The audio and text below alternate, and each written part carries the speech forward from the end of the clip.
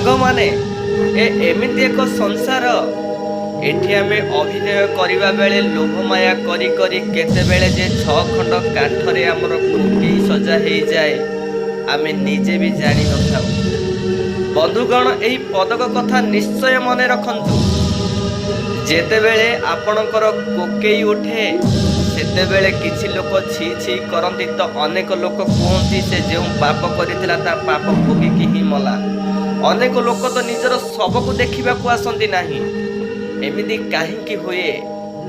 କାହିଁକି ନା ଯେଉଁମାନେ ନିଜର ବାହୁବଳରେ ଅତ୍ୟାଚାର, ଧନ ବଳରେ ଅନ୍ୟାୟ, ପଦ ବଳରେ ଦୁଷ୍କର୍ମ କରି ଲୋକଙ୍କ ପାଟିକୁ ଚୁପ୍ କରିଥିଲେ ସେମାନେ ମରିଲା ବେଳେ ଛି ଛି ଶୁଣି ଯମଦଣ୍ଡ ଭୋଗିଲେ।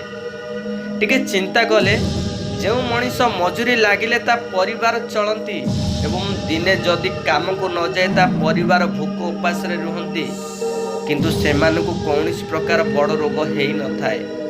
ବଡ଼ ରୋଗ ତ ସେହିମାନଙ୍କୁ ହୁଏ ଯେଉଁମାନେ ଗରିବର ରକ୍ତ ଶୋଷି ଏସିରେ ଖାଇ ଏସିରେ ଶୋଇଥାନ୍ତି।